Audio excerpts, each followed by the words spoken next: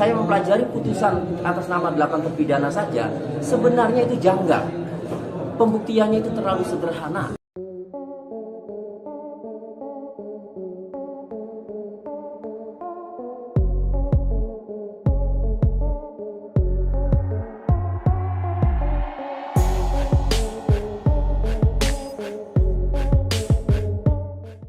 Ada kemungkinan gabung juga nggak Ketua? Ya, sebenarnya dari Bang Farhat ya, timnya sudah menawarkan ke saya untuk gabung. Cuma kan mekanismenya mungkin karena banyak tim akan didiskusikan terlebih dahulu ya.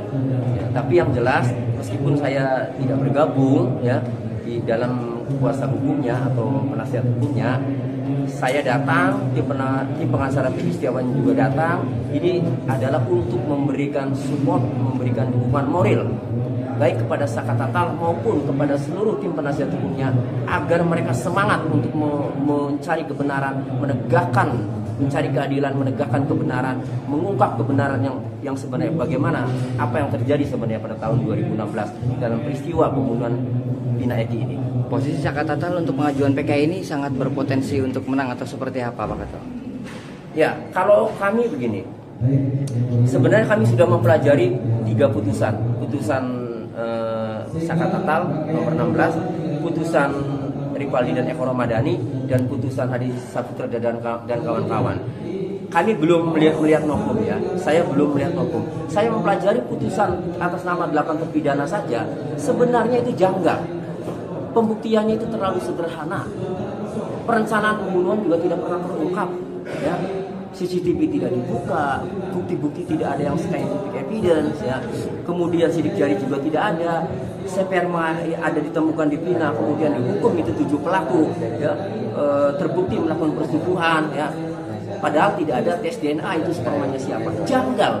Jadi sebenarnya kami sangat yakin kalau hakimnya ini arif dan bijaksana. Hakimnya ini benar-benar mengevaluasi ya putusan pengadilan atas nama 8 terpidana. Saya yakin tidak pantas sebenarnya 8 orang ini divonis bersalah melakukan pembunuhan berencana dan persetubuhan terhadap anak. Saya yakin itu.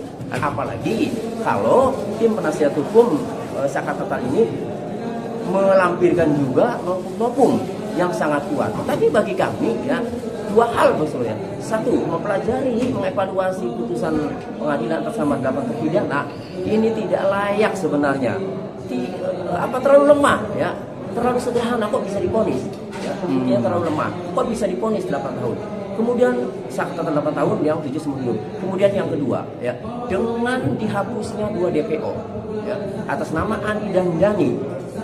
Padahal Andi dan Dhani punya peranan penting ya, membawa mayat Eki dari belakang showroom ke jembatan layang Talun, dan mulai penyelidikan dilakukan itu karena ditemukannya jenazah ya, mayat Eki dan Vina. Nah, kalau dihapus 2 orang ini, maka ini menjadi novum, berarti konstruksi perkara ini runtuh. Nah, itu saya justru yakin di situ ya. Nah, yang lain-lainnya novum itu nanti bisa jadi tambahan. Tapi dari 2 ya, 1 evaluasi putusan, dan dari novum dihapusnya 2 DPO aja, seharusnya Saka Tatal ini PK-nya dikabulkan dan bisa dibebaskan dari dakwaan pembunuhan berencana dan persetubuhan. Artinya kalaupun memang ini adalah pembunuhan, bukan mereka pelakunya Ketua? Atau... Ya. Artinya kalau Saka Tatal ini bukan pelaku dan PK-nya dikabulkan dan hakim masih meyakini bahwa ini adalah pembunuhan, maka pembunuhnya berarti harus dicari yang sebenarnya. Dan ini PR buat penyidik Polda Jawa Barat untuk mencari pelaku yang sebenarnya. Kalau nanti PK-nya itu dikabulkan dan tetap bahwa ini adalah pembunuhan. Kalau ini dikabulkan akan ngerembet ke 7 terpidana lainnya nggak Ketua? Kalau dikabulkan, efek domino, maka dampaknya ini sangat bagus buat para terpidana, 7 terpidana lain. Karena kalau ini Saka Tatal kan dianggap secara bersama-sama melakukan tindak pidana pembunuhan berencana dan persetubuhan anak, dianggapnya kan secara bersama-sama.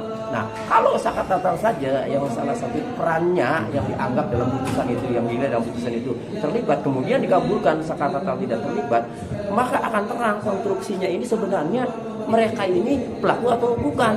Jadi kalau Sakatata digabungkan, Sakatata bukan pelaku, berarti semuanya 7 terpidana juga bukan pelaku. Maka dampaknya ini bagus buat para terpidana, dijadikan nokum lagi ya untuk mengajukan PK bagi para terpidana. Insya Allah kalau Sakatata digabungkan, PK 7 terpidana juga digabungkan. Ya.